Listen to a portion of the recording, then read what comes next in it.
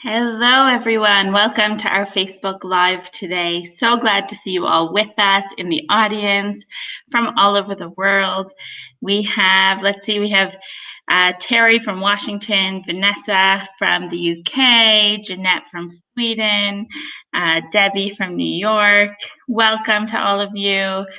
So glad to see you all here in the audience. So glad to see you all. Great to have a big crowd with us today for another amazing session. So lovely to see you all. We have a lot going on at MyHeritage. If you have noticed, we released a very exciting new feature just 11 days ago. It's called Deep Nostalgia. And Deep Nostalgia has become viral. It is all over the internet and social media. Perhaps you've tried it as well. If you haven't, it is a feature that uses artificial intelligence to animate the faces in your photos. So you can take out an old family photo of your grandmother and animate her face and have her move around a little, smile and blink. And it can be really nostalgic. That's really a great word for it, to allow you to kind of see what they moved like, just get a little insight into the way they looked. And it has made our users very emotional. There have been some amazing reactions. We've had users who said that they were adopted and their birth parents never knew them, and their birth parents now went and animated their photos of them as children because they didn't know them as children, and they were able to see what they were like as children, and that was very special to them. We have those that have lost loved ones, grandparents, parents, and they have animated their faces and said that it was really meaningful to them to be able to see them live. So a lot of reactions across the board. There have also been a lot of funny videos made. We've had videos made of paintings, of people in paintings. A lot of really great examples flooding the internet. We have collected a lot of them and put them on our blog. We'll put some links in the comment section so you can take a look. I suggest that you do. There are some really fantastic examples that we've collected, and we'd love for you all to check it out. So take a look at that and try out the new feature if you haven't yet. So for all those in the audience, we'd love to do a giveaway today and give away a MyHeritage Complete Plan. And the MyHeritage Complete Plan will give you unlimited access to 13 billion historical records, an unlimited family tree size, as well as complete access to all of our photo tools. So this includes Deep Nostalgia, which I just described, as well as the MyHeritage Photo Enhancer, and the MyHeritage in Color, which will colorize your photos and also restore the colors in old colored faded photos. So a really amazing deal here. Our photo tools are just, they're just incomparable, and really no other genealogy site has photo tools of this caliber. So the Complete Plan is a great gift. If you already have one, you can gift it to a family member if you win. So to win, all that you have to do, well, today we'll be talking about newspapers. So if you have a newspaper discovery, let us know in the comment section. We'd like to hear about it. Have you used the newspaper collections on MyHeritage? Have you found any relatives there? What have you discovered? Let us know for your chance to win. If you don't have a comment about newspapers, you can also leave a question today, and that will also enter you into today's draw. So we're looking forward to seeing all your comments. And we're excited about that. So for today's session, we have with us a fantastic guest. We have Melissa Barker. She is a certified archives manager and public historian, and she currently works at the Houston County, Tennessee Archives. She is known as the Archive Lady in the genealogy community. We've had her on MyHeritage Facebook Lives a few times, and it is always a great pleasure. So we're really excited to introduce her to all of you today. Let me bring her up on the screen. Hello, Melissa. Hi, Esther. How are you? I'm doing well. How are you today? I'm doing great. Great weather today Oh, here in Middle fantastic. Tennessee. So glad to hear. A few weeks ago, we did a Facebook Live, and we had a lot of viewers who were snowed in. Yes. I'm glad to see spring coming. Yes, I think we all are. Fantastic. Well, we're really glad to have you with us today. Tell us a little bit more about what we'll be talking about. We're going to be talking about using the gossip columns in the newspapers. At least that's what I call them. I call them gossip columns. And I think that the new feature by MyHeritage, Deep Nostalgia, is going to cause some gossip. And it certainly has caused a great stir. I know that I've used it with my grandfather. He passed away when I was 3, so I never knew him. So, it was interesting to see what possibly he could have had characteristics. So it's I encourage everyone just to use it, play with it, use it as a tool to really connect with your ancestors. So I'm gonna go ahead and share my screen. That would be great. And I'll put it up for us. Let's Can you see. see that okay? Yes, perfect. We can see it now. Great. Okay. Like I said, today we're going to use newspapers to find those gossip columns. And this will help you find information about your ancestors that you can't find in government records, maybe, or that you can't find in any of the other record sources that we normally search out as genealogists. When I first started noticing these particular types of columns in the newspaper, I found that I was constantly going back and reading them over and over because they just give you such a wonderful sense, a different type of aspect from your ancestors. And like I said, they're just fantastic things. Now, newspapers as a whole can really be a genealogist friend. Newspapers is probably one of my favorite genealogy resources to do research in. I've been doing genealogy research for 31 years now, and I know that because I started doing research the same year that my daughter was born, and today is my daughter's 31st birthday. So I have been doing genealogy research for 31 years, and newspapers are at the top of my list of resources to check out. Many genealogists think that the newspapers should only be used, or maybe they're only, can be used for obituaries. While newspapers are a fantastic place to find those obituaries, it's not just for obituaries. The newspaper contains so much more. You're going to see in my presentation, I use a lot of graphics, a lot of documents and things. And this particular document is a obituary for my husband's great great aunt. I had a terrible time trying to track down where Sarah Moran, her name was Sarah Elizabeth Barker Moran, finding out where she went at some point, where she died. I ended up doing research on her, all of her children. She had boys and girls. She had about 5 sons. All 5 of those sons married no less than 5 times each. I kid you not. And so I actually ended up researching the sons. I researched all of the ex-wives, trying to find this woman. And I got to the last son and the last ex-wife, and I actually connected with a living relative of the ex-wife.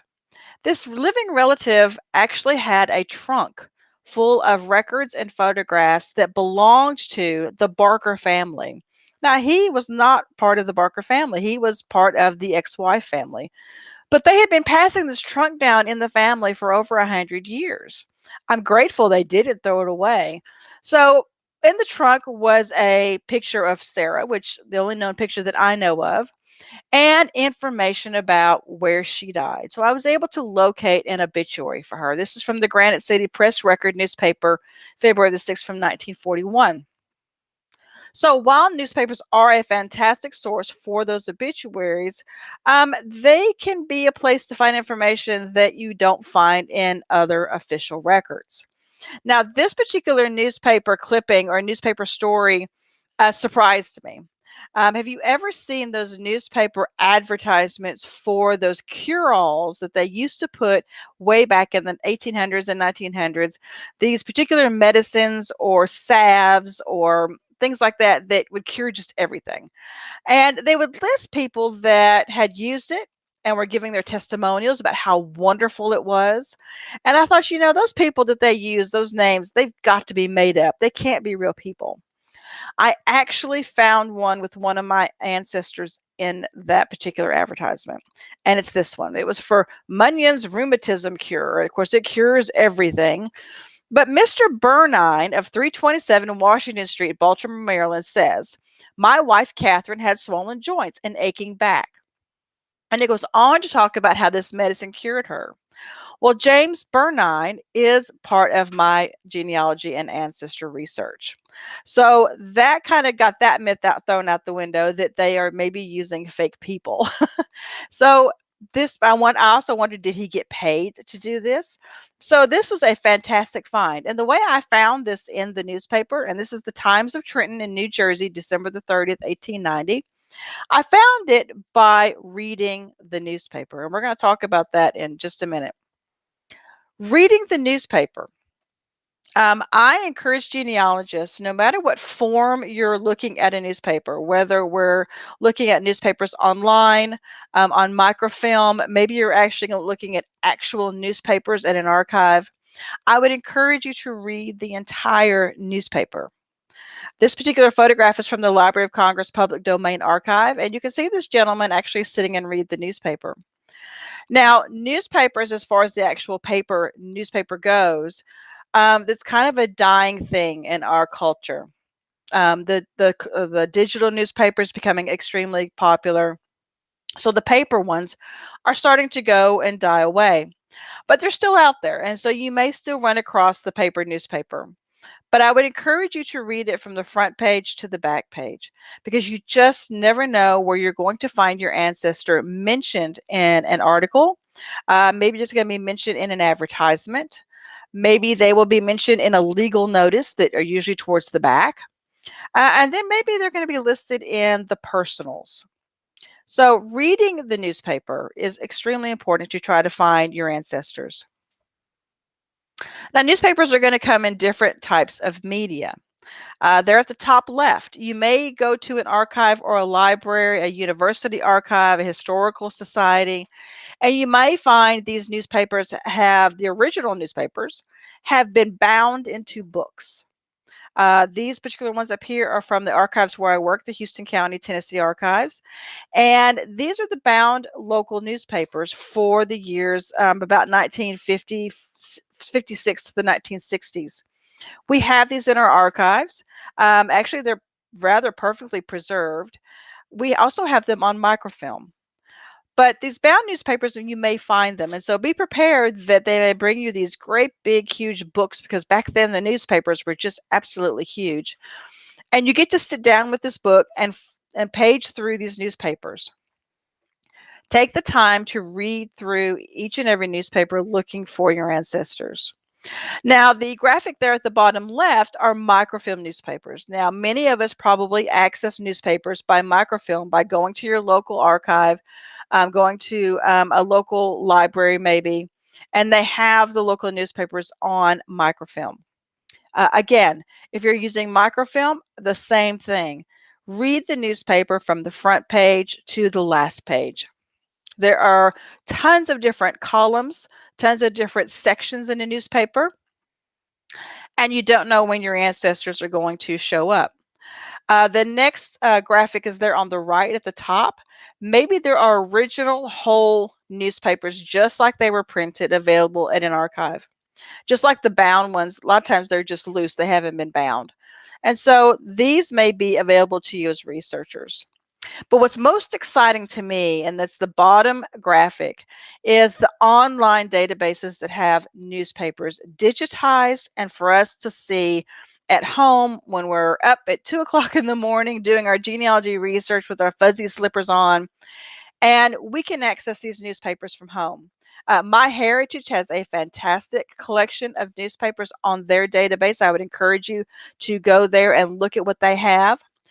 There are also other online databases. And I can tell you, as an archivist, there are two types of record sources that archives and archivists are diligently trying to digitize and get on the internet. First and foremost are photographs because they want to get their photographs digitized online so that researchers can see them. But next is newspapers. For some reason, genealogists, and I understand it, we have an appetite for newspapers. And so many of our archives are diligently trying to get these newspapers digitized and online so that we can access them. So the newspaper itself has different kinds of sections, and I really can't list all the different sections here. They may be called different names in different areas of the country or in of the globe. And so it's important for you to understand what section you have.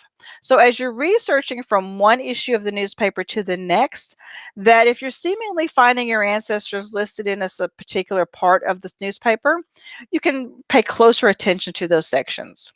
So some of the sections in the newspaper may be the headline news, and that could be national or even local news. And sometimes, for the most part, that is on the front page, maybe the second page. If the newspaper has more than one section, as far as a section A, which is a part of the newspaper, and then a section B, which is a separate part of the newspaper, they may have headlines in both. Again, obituaries. As genealogists, I believe we pretty much know about obituaries. I have, in my experience, found that a lot of newspapers before a certain time, mainly in the, I would say, 60s, 1960s, and 1970s, their obituaries tended to be just kind of haphazardly anywhere in the newspaper. They didn't necessarily have a set section that the obituaries were printed in. And so it's important that when you're reading through the newspaper, looking for an obituary or anything about your ancestors, that we read from the front page to the back page. Because if you think it's always going to be on page 2, well, what if one week or one day they decided to put the obituaries on page 3 or page 6? So it's important for us to remember that. I know my local newspaper, they started about 1973, putting all of the obituaries in one section and calling it the obituaries. And so then it made it easier as you went from newspaper to find the obituaries. There's the sports. That could be national sports. That could be also your local sports. If you have ancestors that played football in school or played basketball or ran track, did anything with the sports, you may find them in the sports section. I have a couple of family members that were really into sports when they were in high school and even when they were in college. And so I look to the sports sections to see if I can find them where they were outstanding at a particular game, and so they're talked about. Or maybe I can find scores and highlights about games that were taking place while they were playing. Next is entertainment. Many times there is an entertainment section. And again, this could be national or local or both. And usually in the entertainment section, one of the things I love to look at in the entertainment section is the TV listings. We don't have a TV guide anymore. And back in the day, they used to print the TV listings, what was coming on TV. And so I like to look at those. But in your entertainment section, you may find information about famous movie stars, but you may also find information about a local play that was going on. And let's just say that one of your ancestors or family members happened to have a part in that play. And so it's great to look at that section as well, because again, you just never know when your ancestor is going to pop up in a newspaper. Another wonderful section, and probably one of my favorite sections, is the personals. Now, the personals could be different kinds of things. Maybe it's actually an ad that someone has put in the paper, paid to have put in the paper, where they were looking for someone. Or maybe it is something where they're talking about things personally happening in the little bitty community. And so personals could have a mishmash of things. That's probably why it's my favorite section, because I love to read those sections. And I have actually had some wonderful, wonderful luck finding my ancestors in the personals. Legal notices. The legal notices, for the most part, historically, are found towards the back of the newspaper.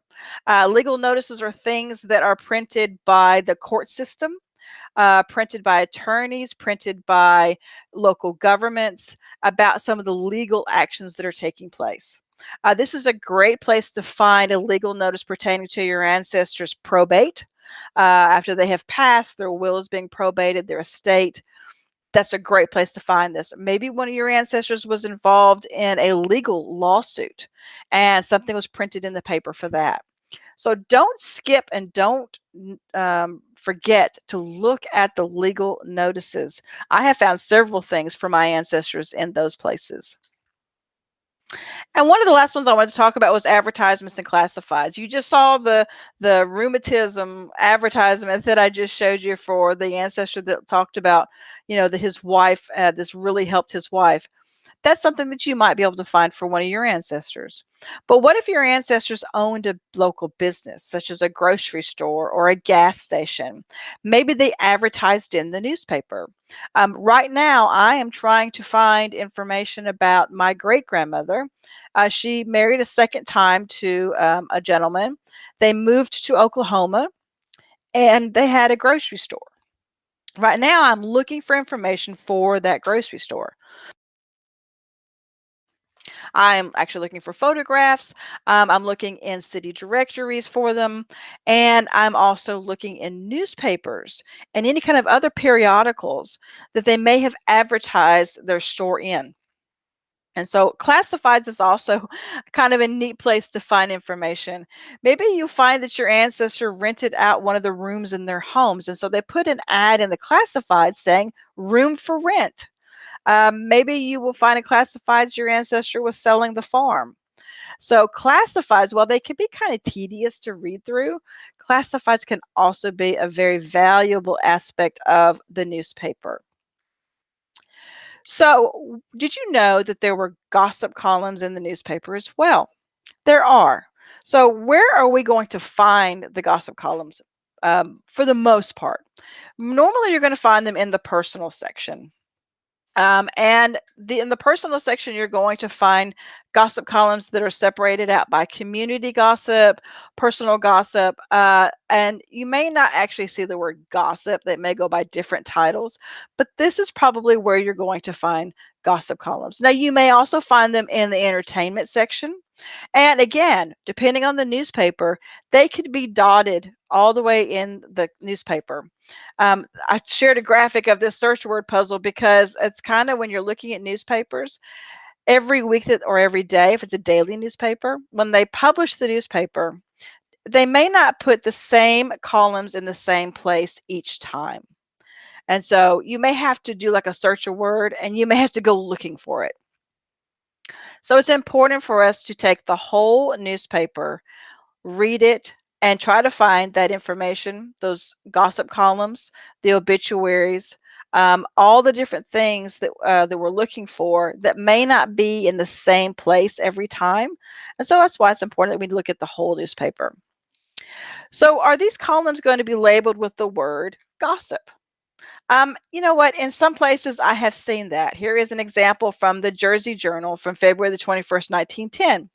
And it actually has the gossip name in it. It's a social column about what's going on in the community. Who went to the store, who went and visited who. So you may find that the column has the word gossip. But for the most part, they don't use the word gossip. I think sometimes it wasn't a term that they wanted to show that it was gossip, and so they used other terms. Maybe they used personals. This is an example from the McNairy County Independent newspaper from April the 5th, 1918. And as you can see, things that are found in these gossip columns are one-liners. They're just one little line, but it's things like Mrs. Maggie Adams returned home Saturday. J.A. Weatherford was in Monday with his annual dollar. Now, what does that mean? I look at some of these and I think, what does that mean, bringing in his annual dollar? Maybe it was to buy the newspaper. Miss Bessie Anderson was a recent guest of Mrs. G.L. Anderson. Well, do you think maybe there's a relation there? They both have the same last name. Uh, J.V. Tidford of Finger took his first slice of the Independent Monday. Well, this is talking about the newspaper. He actually got his first copy of the paper. And so if you read through these, they are very interesting. Sometimes you have to read them a couple of times to maybe figure out what they're talking about, but they give you fantastic information. They give you a place and a time to put your ancestors. One of the things that I like to do with my ancestors is I like to do timelines. Timelines help us to put our ancestors in a time and place all throughout their lives. It also helps us to find gaps in our research.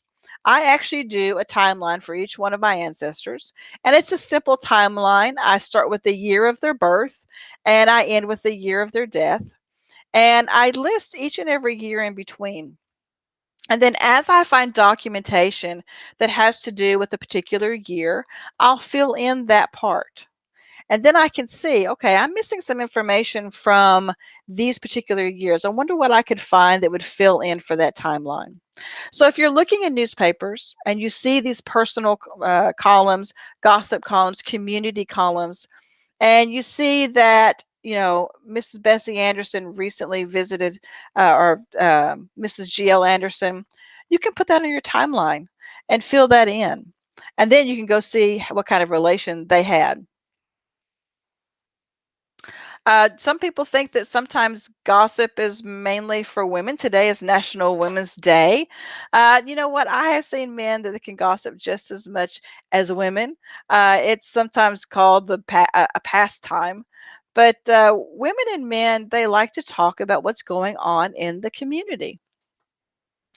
This is another community column that was in our local newspaper. Our local newspaper was the Stewart Houston Times, and this one was called "We're All a Buzz," and it was written by a lady by the name of Mary Beatrice Brewer. She was known as Miss B, and she is actually still living. She's actually 96 years young. But she wrote this newspaper column for many years. She was also the editor of the newspaper for many years. She wrote about the goings on in our local community. She talked about, activities that were scheduled, that were upcoming, so that you had that information. She also talked about some of the gossip that was going on in the community. So as you can see, it doesn't have the word gossip in it, but it was a community column that talked about events and all the goings on. So community columns, they are usually written by individuals in each community. Many times you'll see in the newspaper where they'll have these community columns separated out by the name of the community. And I'm going to share a couple of those here in just a minute. And usually in each of those communities, there was one person that wrote the column and gathered the information. The writers would get their information from other people in the community and from the gossip that they would hear themselves. Now, I used to think that, today we couldn't do these kind of columns, talking about who went to the store on Saturday, who visited who, because we think that is such an invasion of privacy. But back then, people used to call these authors of these columns and say, please put this in your column, because they loved to see their name in print. And so this is a wonderful type of genealogical record that we can find. Like I said, you're not going to find this in a government record or an official, record that you find from a government agency. Newspapers are fantastic. Community columns and really our newspapers are the social media of yesterday. Think about what people put on Facebook, on Twitter, on Instagram, on Pinterest, what we put out on our social media pages. When you start reading some of these community and gossip columns, it's just like reading a Facebook page. And so it's interesting to think how we have come so far from the newspapers that printed these columns all the way to we have a handheld device in our hand that we can talk about the events and the things and the goings on with those in our community. So we've come a long way, but things really haven't changed that much. This is one of those community columns I was talking about. This is from the Stuart Houston Times from the 1950s. We have a community here called the McKinnon community. So it was called the McKinnon News. There was a lady in McKinnon that would write this column each and every week because it was a weekly newspaper. And as you can see, it is full of names. So what are genealogists always looking for? We're looking for our ancestors' names to be mentioned in a record. We have all kinds of different surnames, and we have all kinds of different reports of what was going on. Essentially, the gossip of the day, the goings on of what was going on. The next one is Arlington News. We also had a little community called Arlington. And again, it is the same thing. It is reporting about what those people in that community were doing. Who were they visiting? Where did they go? What did they see? And so back in the day, people would read this. And then they would see some of these people on the street and they would say, "Oh, I saw your name in the newspaper." And it really made those people feel good. They loved having their name in the newspaper. I think it made them feel a little bit famous for 5 minutes.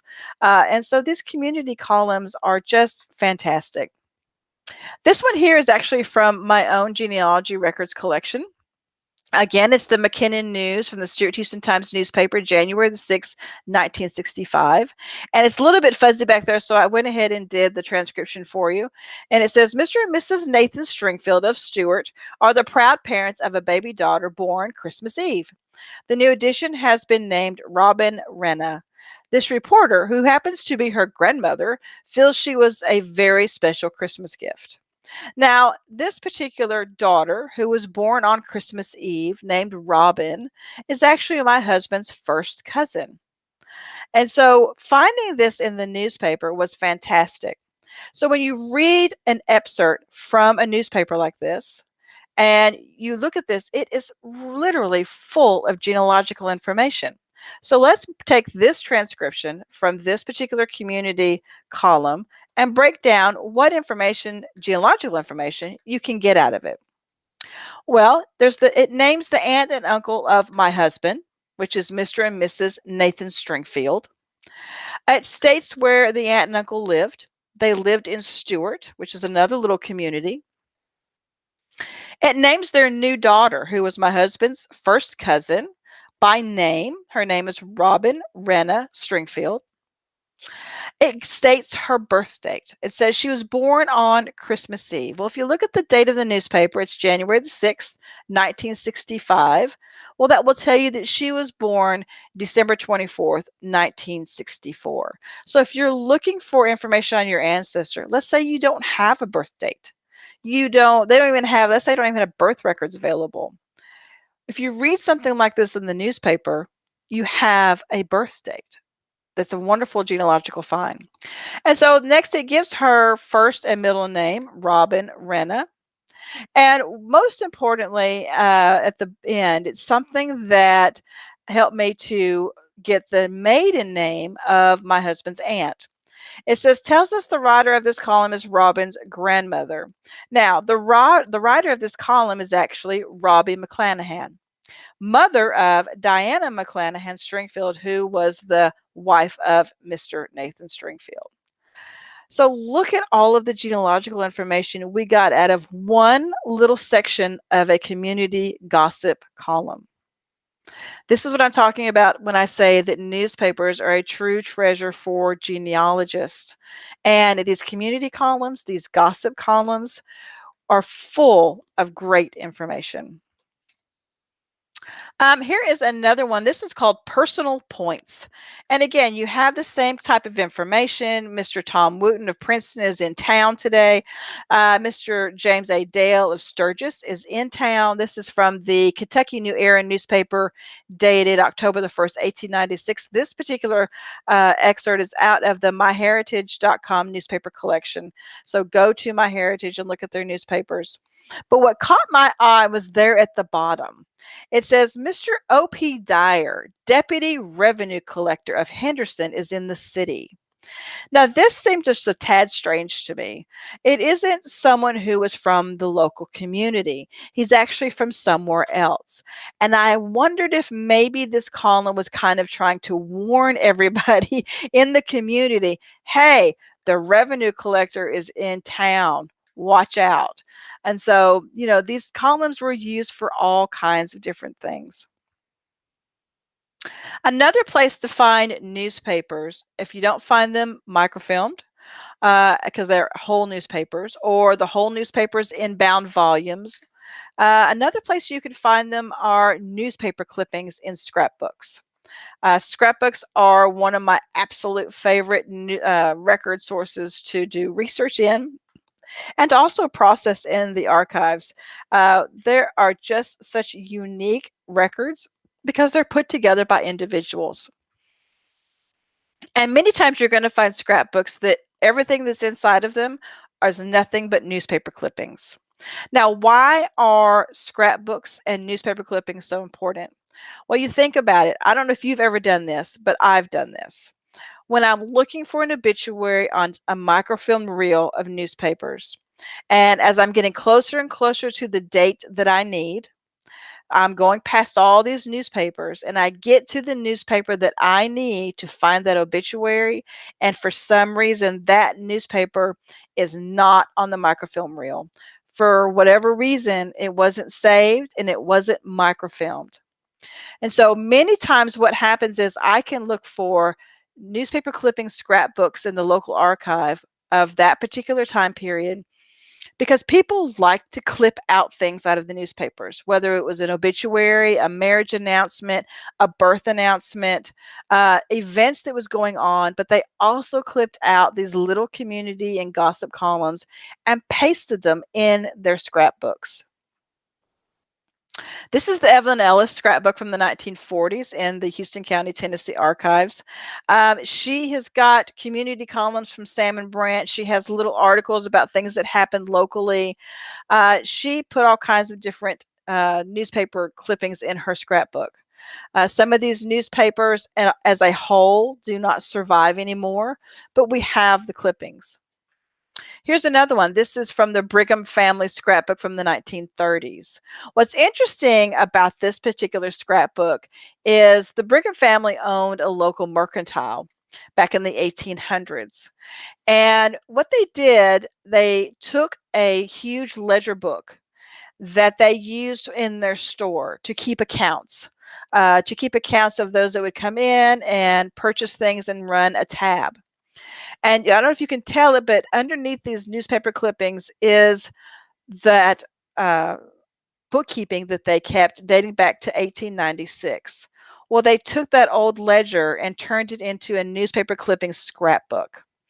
I wish they had not done that because I would like to see what's underneath those newspaper clippings, but we have left it alone, and we're just grateful to have the scrapbook. But the Brigham family scrapbook, they clipped everything out of the newspapers. They clipped social events, they clipped obituaries, marriage announcements, engagement announcements. And so scrapbooks can maybe hold that piece of information that you're looking for that maybe help you tear down a brick wall. So when you're researching in a particular area, when you're talking to an archives or a library, historical society, wherever you're finding the records, ask them if they have scrapbooks. If they have scrapbooks, even if it's not a scrapbook for your own ancestor, look at the scrapbooks of their neighbors because they may have clipped things out of the newspaper. Those clippings could include your ancestor's name. Another place that you can find these gossip community columns are going to be in vertical files. So what exactly are vertical files? Vertical files are records that are loose records that are found usually in filing cabinets. They're most of the time not in the research area. You're going to have to ask the archivist, the librarian, or the historical society member if they have them. And they're arranged by surname or subject name in file folders in filing cabinets. And what are included in these file folders are just about anything, but especially newspaper clippings. Now, sometimes I've seen archives that their whole vertical file collection is nothing but a collection of newspaper clippings. And so they will file them by surname. They will file them by subject names, such as a local store, a local church. And so maybe they even have a cemetery file for a particular cemetery. So vertical files are a great place to find newspaper clippings. And just like scrapbooks, those clippings could become very important to you if you find that the newspaper as a whole had not been saved. And so you can go to the vertical files and maybe find what you're looking for in a newspaper clipping. Here are some examples of some newspaper clippings that can be found in vertical files. Like I said, they will be usually filed by a surname, or if the newspaper clipping is about a local event, they may file it that way. And here's that We're All a Buzz clipping again. I wanted to bring it back around because we have gotten some of these clippings for this particular column. Evidently, a lot of people like to save it.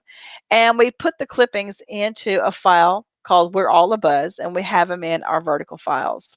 And so if you have a newspaper that you're doing research in a particular area, and you know the name of the particular column that the newspaper would print, and you're looking for one that you can't find the newspaper for, check the vertical files to see if they have them filed by that column name. So where do we want to go to find newspapers? Like I said, archivists are really diligently trying to digitize newspapers because they know that they are a attraction for researchers, including genealogists. And so you're going to go to archives and libraries. Now, archives and libraries is a very broad term. They include a lot of different kinds of archives and libraries. And at these archives and libraries, you're going to find newspapers on microfilm. You're going to find the bound newspapers. We talked about those, and there's an example over there to the right. You're going to find newspaper clippings in vertical files and in scrapbooks. But you may also find that the archives or libraries have digitized their newspapers and put them on their website. So whenever you're doing research in a particular area, and especially if you're like starting to do research in a new area that you've never done research in before, start looking online to see if these archives and libraries have a website, because many times they do. And many times on their website, they have records databases. And on these records databases, this is where you're going to find the digitized newspapers. Online databases. Many of our online genealogical databases are diligently trying to get all kinds of newspapers from all over the world onto their databases because they want to attract those researchers. Some of the ones that you may already use are myheritage.com, ancestry.com, familysearch.org. Now, one of the ones that I really like to point out to you is Chronicling America. Chronicling America is free. It's through the Library of Congress. They are diligently trying to digitize newspapers from all over, and they're on there for free. You can go on there, and some of the newspapers date back to 1700. You can search these newspapers, or you can sit down and you can read an entire newspaper from the front page to the back page, just like I think that we all should be doing. So, what's the scoop? We need to start looking for these gossip and community columns for our ancestors. So using the gossip columns in newspapers to find your ancestors is the message for today. So thank you so much. I really hope that I've shown you some things that maybe you hadn't thought of before, and will get you out there researching in those newspapers. Please visit my blog, A Genealogist in the Archives, and you can also find me on Facebook, The Archive Lady. And If you ever have questions about researching in archives or records preservation, please contact me by email. I'm always glad to get emails from people who have seen my presentations. I'm also now doing records preservation consultations. So if you're interested in that, please drop me an email. And with that, I think I'm going to hand it back over to Esther for any questions that we may have. Thank you, Melissa. We do have some questions. Thank you so much. That was really informative and so interesting.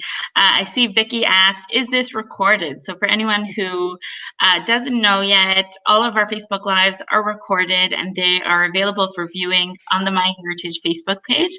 So that's facebook.com/myheritage under the videos section.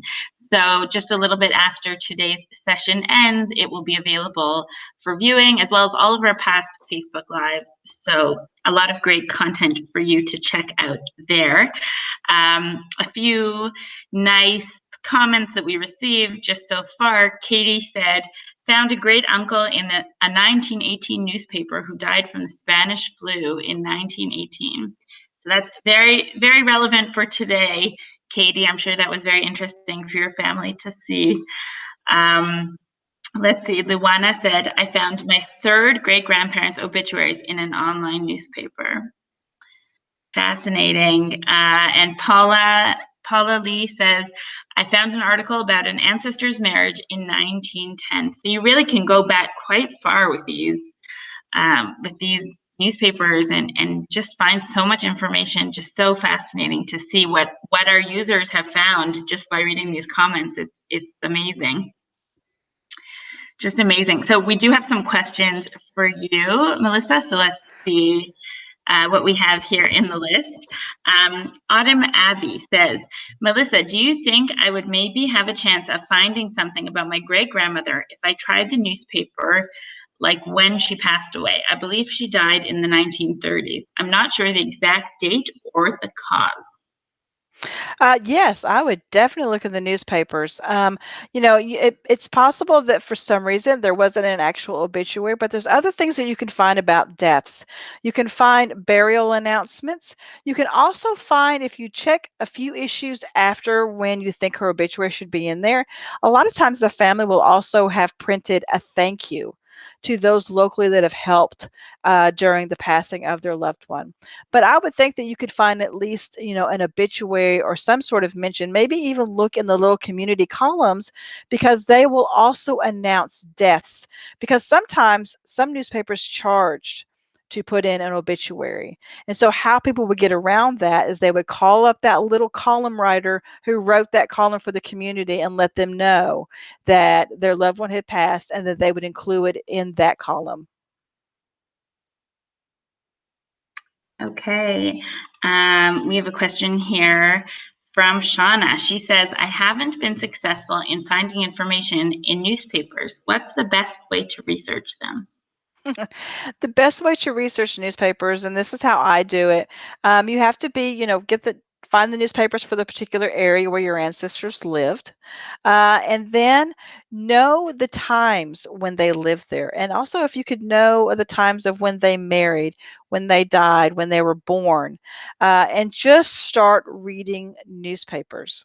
I know that it's time consuming, but I promise you it will pay off if you start reading those newspapers in the area and start reading on page one, the events, the local events that are going on, read those community columns and read the legal notices about what's going on. The entertainment section, maybe they had a party. And so just read everything in the newspaper but you got to get those times down of when your ancestor lived in the area. And so I think you'll be successful if you'll just take the time to read through the newspaper. Like all genealogical projects, it requires time. It does, but spending that time, there's many times that I've thought to myself, oh, I don't want to sit and I don't want to spend the time to do this. But when I make myself do that, I have always been successful. I've always either found what I was looking for, and I've even sometimes found more that I was looking for. Amazing.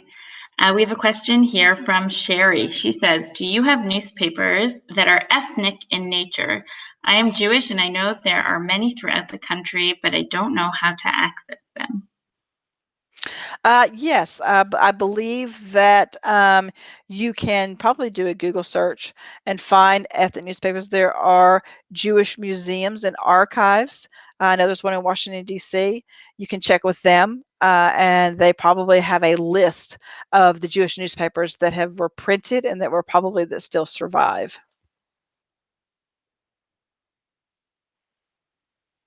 Okay. Ken asks, are there church newsletters available from the late 1800s from Knoxville, Tennessee? Of course, it depends on the church denomination, but I would suggest that you search for it. I can tell you of at least two denominational archives that are in the state of Tennessee. One is the Cumberland Presbyterian Church Archives, which is in Cordova, Tennessee, which is just outside of Memphis. The other one is the Southern Baptist Archives, which is in downtown Nashville, Tennessee. And so they're very, depending on the denomination, I would suggest that you try to figure out if they were Baptist, if they were Lutheran, if they were Cumberland Presbyterian, what denomination they were. And then I would talk to the local church. If they were in Knoxville, I would talk to those local churches there to see if they were a member of that church. And I also ask them, did you all have a newspaper? Because many times, if there was a newspaper for a particular church denomination, members of the local church would subscribe to that newspaper and that they would get it. And also the local church itself would also get a copy. I see